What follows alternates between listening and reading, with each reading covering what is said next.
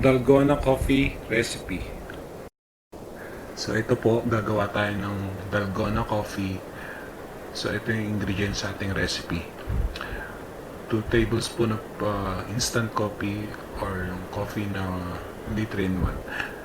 And then 2 tablespoon of white sugar, yung granulated sugar. Then 2 tablespoon of hot water. At gagamit po tayo ng aking, hindi ko alam tawag dito, mixer na di battery or pang-prot yata to. Pang-prot na ano. So di battery lang po siya. So pwede rin po kayong gumamit ng wire whisk and then or hand mixer kung meron kayo sa bahay. So ito yung meron akong available. So, paano ba ito gawin? Paggalawin lang natin yung coffee, sugar, and hot water. Then, kailangan natin ito i-mix gamit ang ating mga mixer na available sa ating bahay. Pwedeng tinidor kung wala talaga kayong wire whisk or yun. So, ngayon, kung gagamit ka ng wire whisk, medyo matagal, 4 to 5 minutes ang pag-aano ng dire-diretso, paghahalo.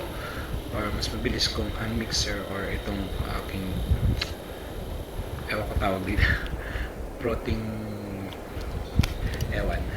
So ayun, on lang natin to,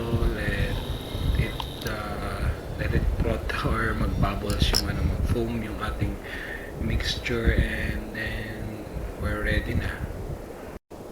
So sa ating baso maglagay lang tayo ng yelo, hindi siya puno. Then, kailangan natin maglagay ng gatas mixture. So, ang gamit kong gatas is yung tirang gatas sa amin.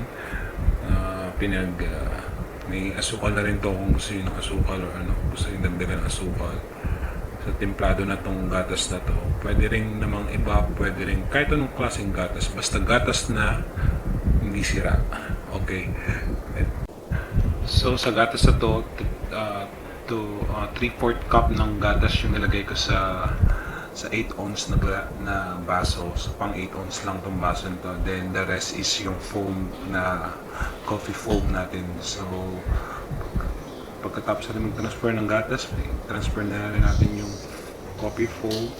Then lagyan na lang natin ng kahit anong pwedeng i-cup, like powdered coffee, powdered chocolate, or chocolate syrup kung meron kayo sa bahay niyo, or kahit wala na. Yun na yun. Ito na po yung ating Dalgona coffee. Maraming salamat sa panonood. Thank you.